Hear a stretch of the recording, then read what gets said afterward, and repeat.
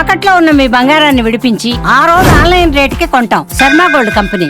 ముందుగా అందరికీ ఉగాది పండుగ శుభాకాంక్షలు. ఈరోజు నాతో పాటు ఎవరున్నారంటే ప్రముఖ కాలభైరవ ఉపాసకులు శ్రీ నాగభైరవ స్వామి గారు ఉన్నారు. నమస్కారం స్వామి. ఓం కళ్యాణాద్భుతగాత్రాయ కామితార్థప్రదాయినే శ్రీమద్వేంకట నివాసాయ శ్రీనివాసాయ మంగళం. లోకా సమస్తా సుఖినో భవంతు, సర్వే జనా సుఖినో భవంతు. శుభమస్తు. గురువుగారు, ఈ సంవత్సరం సింహరాశి వారికి ఎలా ఉండబోతుంది? సింహరాశి వారికి ఈ సంవత్సరం ఆదాయం 11, వ్యయం 11, రాజ్యపూజ్యం 3, అవమానం 1. ఈ రాశి వారికి ఈ సంవత్సరం అంతా కూడా శుభాశుభ ఫలితాలన్నీ కూడా మిశ్రమంగా ఉంటాయి.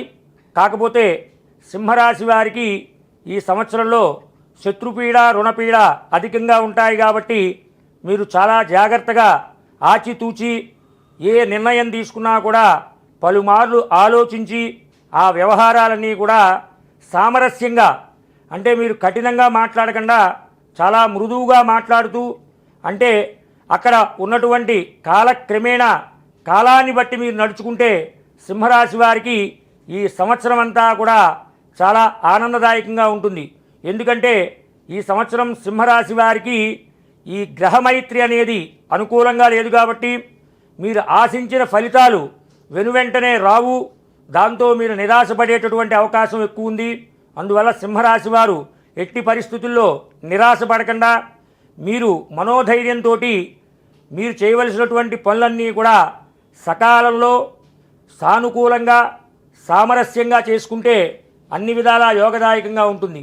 శుభమస్తు. సింహరాశి వారికి పరిహారం చెప్తారు. సింహరాశి వారు ఈ సంవత్సరం అంటే మన ఉగాది నుంచి విశ్వావసునామ సంవత్సరంలో చేయవలసినటువంటి చక్కటి పరిహారం చెప్తున్నాను. సింహరాశి వారికి మాత్రమే. మనకి కాశీ ఆవులు అని ఉంటాయమ్మా. ఆ కాశీ ఆవుల దగ్గరికి స్వయంగా ఇవి ఎక్కువ గోశాలలో ఉంటాయి. లేదా బ్రహ్మోత్సవాలు ఎక్కడైనా వెంకటేశ్వర స్వామి దేవాలయంలో బ్రహ్మోత్సవాలు జరిగినప్పుడు కాశీ ఆవుల్ని ప్రత్యేకంగా రప్పిస్తారమ్మా. వాటికి కలశాలు ఉంటాయి.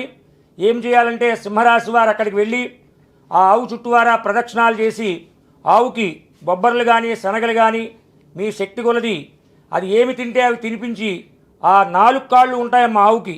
ఆ 4 కాళ్ళ మధ్యలోంచి ఇటు నుంచి అటు, అటు నుంచి ఇటు శ్రమ అనుకోకుండా 3 సార్లు కనుక మీరు ఆ ప్రదక్షిణ, దాని ప్రదక్షిణ అంటారు లేదా ఒక ప్రక్రియ అంటారమ్మా. అక్కడ జాగ్రత్తగా మీరు ఆ కాళ్ళ మధ్యలోంచి అటు నుంచి ఇటు వెళ్తే కనుక కామధేను యొక్క కాళ్ళ మధ్యలోంచి ఎప్పుడైతే మీరు వెళ్తారో అద్భుతమైనటువంటి ఫలితాలు, అంటే ఆగామి సంచిత ప్రారబ్ధ కర్మలన్నీ కూడా తొలగిపోతాయి.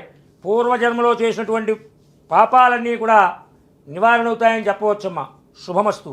అలాగే గురువుగారు, సింహరాశి వారికి మీరు చెప్పే చక్కటి మంత్రం ఏంటి? సింహరాశి వారు చక్కగా ఈ మంత్రాన్ని, ఇప్పుడు నేను చెప్పబోయే మంత్రాన్ని నిరాశపడకుండా మీరు స్నానం అయిన వెంటనే ఉదయం విభూతి ధారణ చేసుకుని కుంకుమ ధారణ చేసుకుని చక్కగా దైవ మందిరంలో కూర్చుని ఓం ప్రచండ భైరవాయ నమః, ఓం ప్రచండ భైరవాయ నమః అనే మంత్రాన్ని చక్కగా మీరు రోజు నిరాశపడకుండా కనుక మీరు జపం చేసుకుంటే శత్రుపీడ రుణపీడ రెండూ కూడా మీకు అతి త్వరిత కాలంలోనే తొలగిపోతాయి. శుభమస్తు. సో చక్కటి మంత్రాన్ని తెలియజేశారు. అలాగే యంత్రం, ఎటువంటి యంత్రాన్ని ఉపదేశించబోతున్నారు? సింహరాశి వారు ఈ సంవత్సరం అంతా కూడా మీకు యోగదాయకంగా ఉండాలంటే మనకి గుర్రం నాడాతో చేసినటువంటి ఉంగరం చక్కగా వరప్రసాదం కింద మా కాలభైరవాశ్రమంలో మీ గురించి సిద్ధంగా పెట్టాము.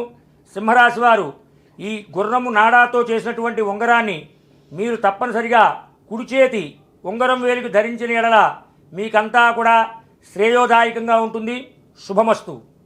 మీ జాతక పరంగా ఇంకేమైనా ముఖ్యమైన విషయాలు తెలియచేసుకోవాలి అనుకుంటే మాత్రం స్క్రీన్ మీద కనిపిస్తున్న నెంబర్స్కి కాల్ చేయొచ్చు, గురువుగారితో మాట్లాడొచ్చు, ఇంకా మరిన్ని సందేహాలు నివృత్తి చేసుకోవచ్చు.